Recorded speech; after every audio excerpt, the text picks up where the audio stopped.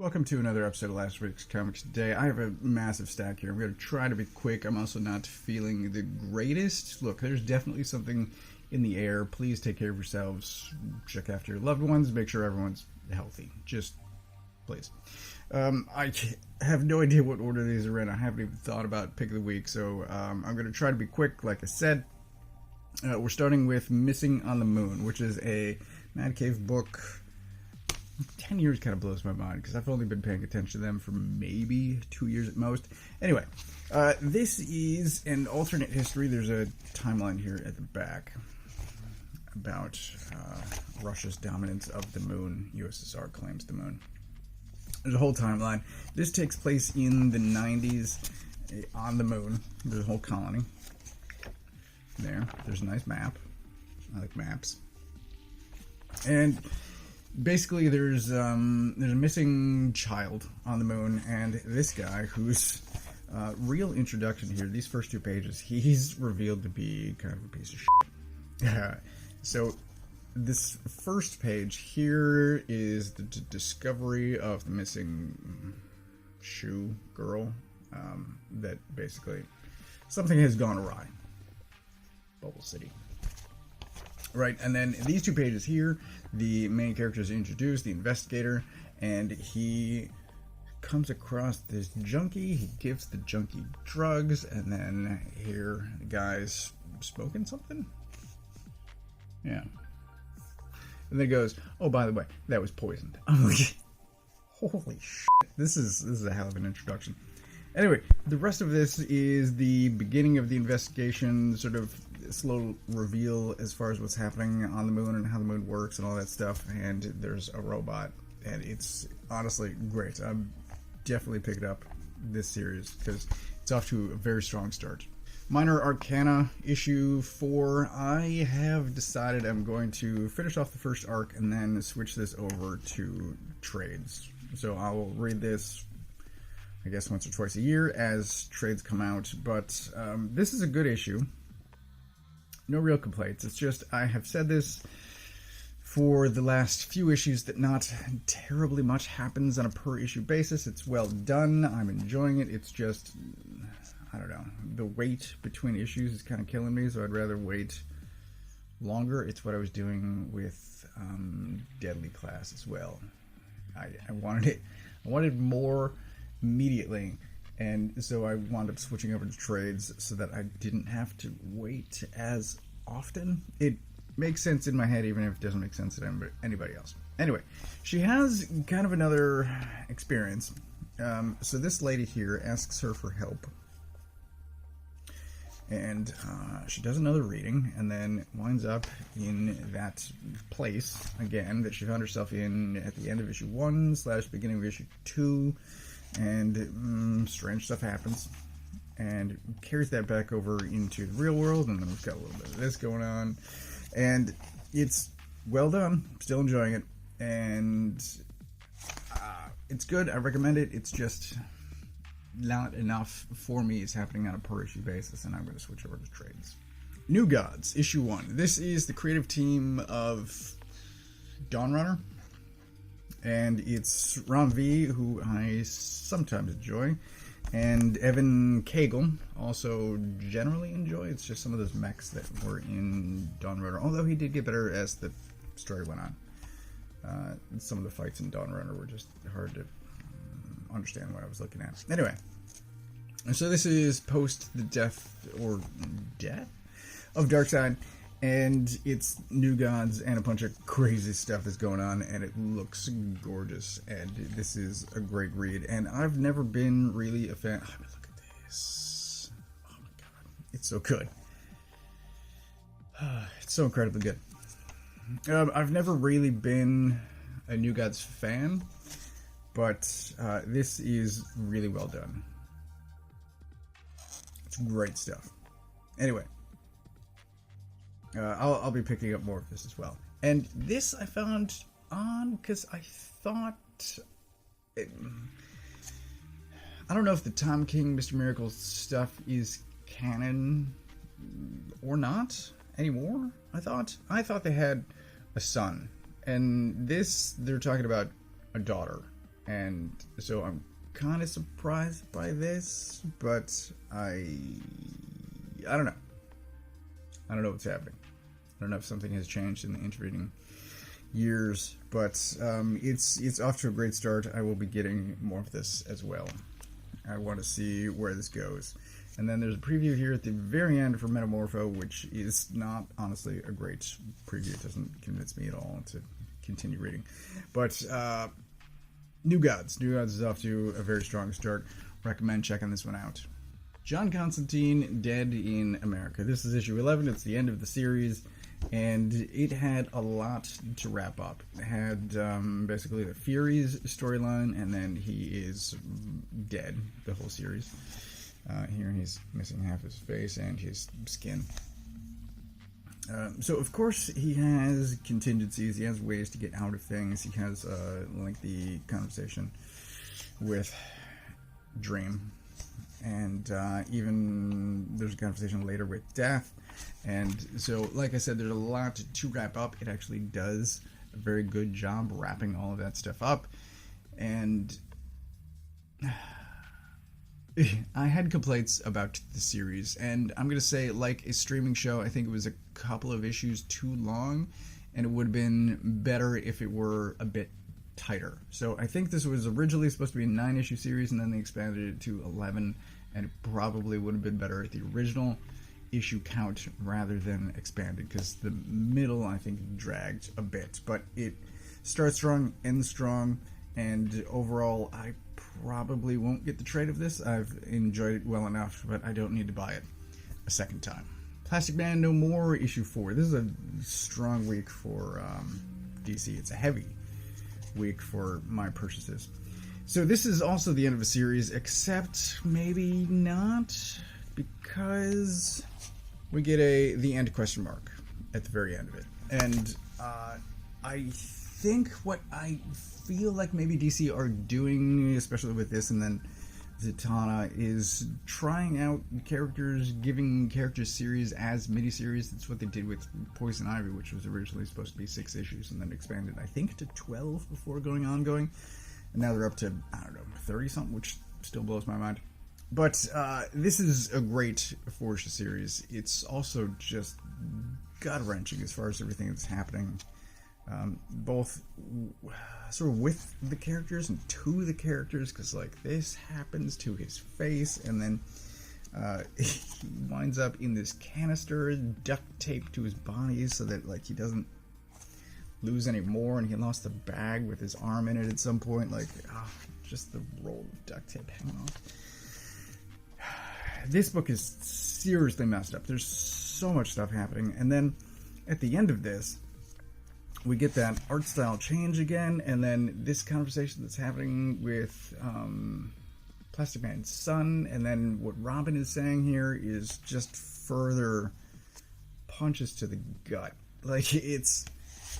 holy cow, this is heavy stuff. It's also really well executed. I don't know that I would ever read it again, because I don't know that I want to be put through everything that happens in the series again, but it is well done. If you did not read it, I highly recommend it. Standstill, issue 5. I was surprised by this. I wasn't really paying attention to solicits. I don't for series that I enjoyed. I just skip over reading solicits for future issues. So I was surprised when the art was not by Andrew Robinson. He did cover, but not the inside art. The focus, and we can see here somewhere in time, this has to be in the future. This has to be from the current perspective of the story. Things that haven't happened yet, for reasons that I don't want to go into for spoilers. Anyway, most of all of the issue is told from this guy's perspective rather than the dark-haired guy. So I think maybe that's the reason for the art change, is because the character focus changed. But this fills in some information as far as how those guys know each other and why some of the things that are happening in the story are happening. And it's well done. I just would have preferred if Andrew Robinson had drawn it. Otherwise, still great. Still loving the series.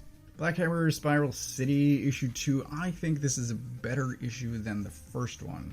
I'm more interested I think it's just well executed, and all of the stuff with Inspector and Sector, just top notch. Love it, love all of it. And then we get Conquistador and what's going on with him. He's another just long-term favorite who I'm glad has returned to the series in what appears to be a major way. The one thing that's sort of in the back of my brain, though, is something Lemire said in one of his recent newsletters, and it seems like The Spiral City is a miniseries rather than an ongoing, which I guess shouldn't surprise me. Most of Black Hammer has been miniseries rather than an ongoing, but I was hopeful. I was expecting maybe an ongoing.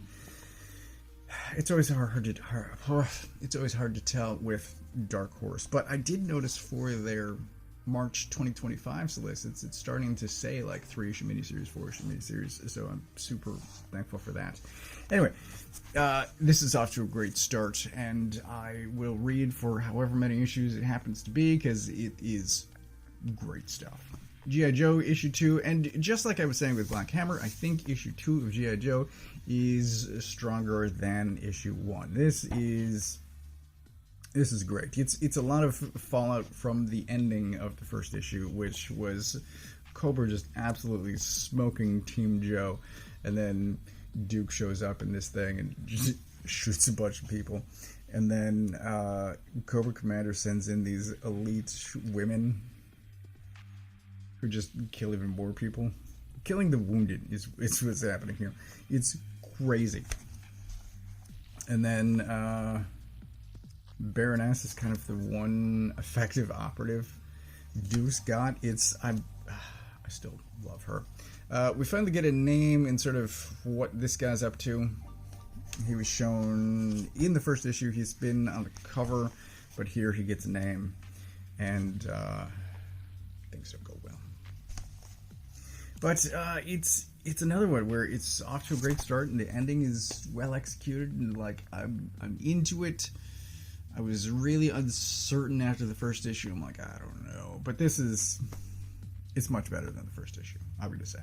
Absolute Batman issue 3. So I was talking to Berg on Wednesday, and he made a comment that he read, I believe, 13 issues of comics on Tuesday night. And I'm just like, one in my head, I'm like, that's a lot of books. I don't think I could do that in a single day. But he also made the comment that Absolute Batman was one of the lesser reads that he read that night. And it wasn't to say that issue 3 is bad, it was to say that everything else was just so good. And there is a lot of good stuff this week. I also think he is an insane person, because Absolute Batman is a phenomenal read. There is... What was happening at the end of last issue is the reveal of the Batmobile. Alfred is there with Bruce, and they are having a conversation as they careen through the city, and the Batmobile transforms a little bit into from a big-ass dump truck into this like jet-powered streamlined thing. It's just insane. But while all of that's going on, and they're being shot at and shooting back, Alfred and Bruce are having this conversation that makes Bruce rethink. Oh my god, this scene, just phenomenal. It's so good, so good. Anyway, I was trying to say, it reminds me a bit of the White Knight stuff, where Bruce is forced to consider that the way he's doing things is maybe not the best, based on this conversation that he's having with Alfred, what Alfred suggests. And then it leads Bruce to make a decision. I don't think it is on the surface the way it appears to be, but he has a conversation with his mom, and it's really good. Tons of action, lots to chew on as far as things to think about what is happening in the story, and like it's just extremely well executed. I think the next issue is the one that has a different artist, and I don't know if that's like a flashback issue that shows what happened to his father at the zoo. I don't know. But this, it's really good. Speaking of really good, we have the end of Dark Knights of Steel, Allwinter, and this is another one that's just exceptional. It's the end of another DC series, clearly another DC book, But everything that's happening with Slade and this kid and Victor, it's just so... And then the daughter, oh my god, it's incredible. Definitely get this. I think it's coming out in April, the collection of this. Oh, kind of the best part is there's no Aquaman backup. It's just... it's so good. Even just flipping through this. Yeah, there's no Aquaman backup at the end of this. It's just all winter stuff. It's so good. I don't want to say anything else. Just read it for yourself. Get the hardcover. It's coming out early next year. Do yourself a favor. Get this. World's Finest, issue 34, and this is largely a team-up of Jimmy and Batgirl, similar to the earlier team-ups of Supergirl and Robin. It's really funny, and it also looks great while being funny. But it's just really well done. I very much enjoyed it. I wasn't sure once Dan Moore left whether or not I was still going to be picking this up, but Wade is doing a better job writing this than... Oh, this is Fred Gallen. It's not even the substitute. Well, that's another reason. Fran Gallen, the artist on... yeah, Fran Gallen. Pine and Merrimack, which is another series that I'm hoping returns, but that was a great series from earlier this year. I need to think about top books of the year, top comics of the year. I just finished filming a couple of days ago the top toys of the year for Shocking Out Toy Reviews, and now I have roughly a week to determine a list and then shoot a video for top comics of the year. But this is a good one-shot standalone. Yeah. It involves Crypto and Ace the Bat Hound and Batgirl and Jimmy. It's really well done. There's another Zdarksy comic news, but I feel like the jokes on this cover have already been used before, and that confused me, unless I'm an insane person. But there is less content this issue. This is funny, though. I mean, it's still filled with humor, and then there are recommendations by a bunch of people about what to get, and then there is Sex Criminals. I'll recommend if anyone is still unfamiliar with Sex Criminals. It's incredibly well done. And then I want to try this crossword puzzle because there's some of these clues are just weird. How's new costume or evidence Iceman was there? I have no idea what that means, but I can answer number 6 for sure. 7. I think 11. Yeah. Anyway, there's a new one of these. I don't know. That's all I have to say about that. Conan issue 17. This was supposed to be out last week, but because of Diamond shipping, I didn't get it until this week. It's the start of a new arc, and it is a story of Belit that, actually, I'll recommend reading this, because this is ordinarily something I skip reading, but it actually helps put things into context, into a timeline as far as when events happen, so I will recommend you read that as well. There's a couple of scenes in here where I'm reminded of kind of this page in its entirety, of the Brian Wood, Becky Cloonan Dark Horse from many years ago, Conan series. But I really like Belit, and so her showing up here, oh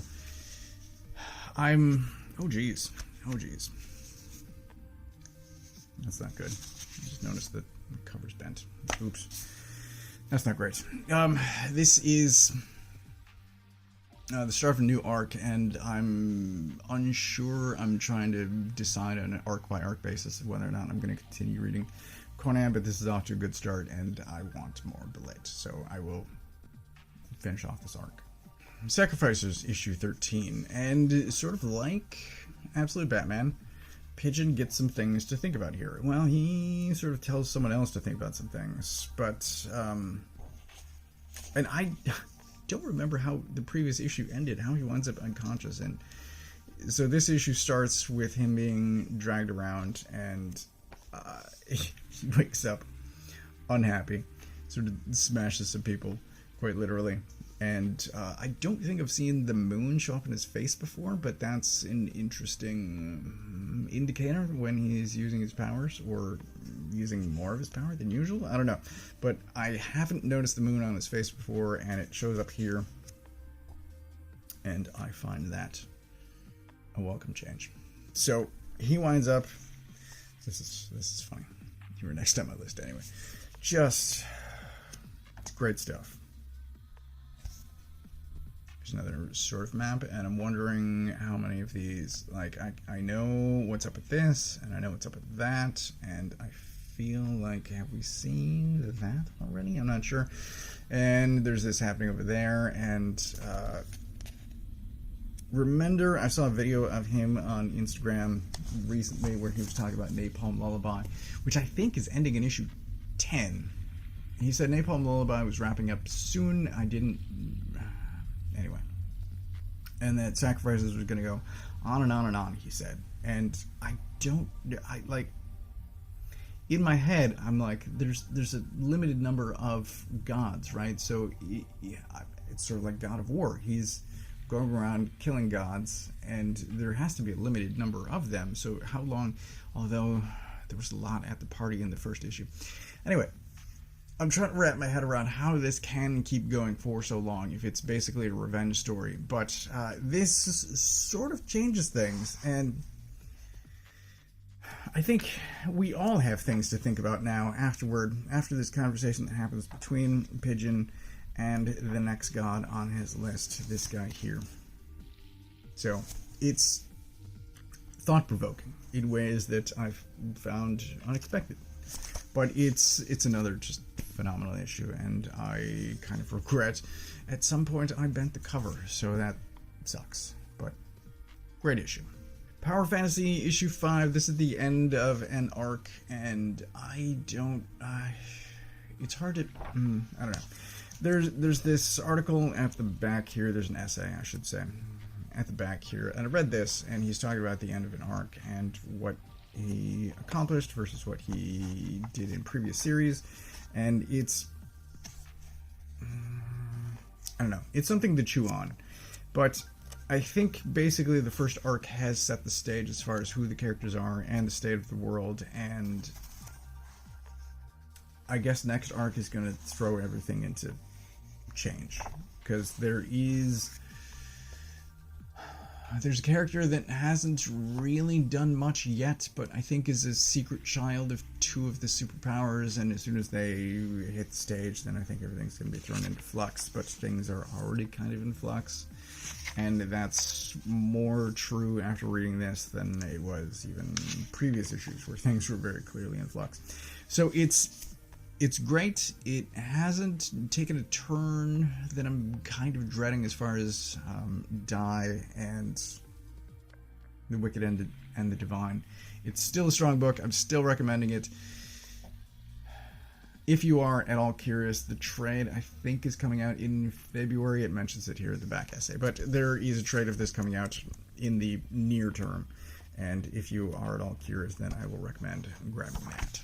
Lastly, for this week is The Moon is Following Us, issue 4, and there was at least one crazy reveal from last issue that is slightly explored. It's questioned as far as what's happening in this issue, and we kind of get an answer.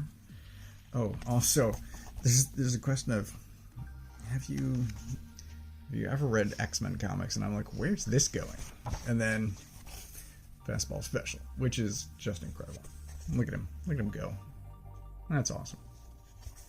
Anyway, more family drama, lots of family stuff going on here, and the near rescue of their child, which doesn't go, I mean, this is, I think, a 10-issue series, I can't remember, but we're not even halfway through yet, so no, things can't go well yet, but we get some incredible artwork from both Johnson and Rossmo as things are happening in both worlds, and I think the stuff that is happening here as far as what's on this table and what's this, pig face, all of that's going to come back at some point and not be good, and then this is how it ends. Like, just insanity, but the best kind of insanity. It's so good. So I'm going to leave this one aside as, I'm going to leave a lot of things aside. This didn't come out this week. This one is fun, but it's nothing compared to this. And then Standstill, because it wasn't Andrew Robinson. This is great. Not Hellblazer, and then kind of not this, but like almost, I don't know, 3/4 of my book, I'm saying, or pick of the week. Holy cow, I just knocked the tripod. I'm saying, like, all of this stuff is great. But if you want to try, I'm going to say issue 1s, then try these, and I think everything else is an issue 2 or higher, but definitely check out this. I mean, there's, all of this is great stuff. All of it's good. It was an incredibly strong finish to the end of the year. I think that, no, there's one more week of comics, and I think it's a small one. But it's a strong finish to the end of the year. Just a super heavy week of just some heavy hitting books. Great stuff all around. Whew. Alright, so that was everything that I got this week. As always, I get my books from a local comic shop. If you don't know where yours is, you can use this URL to find the one closest to you. Thanks for watching. Take care of yourselves.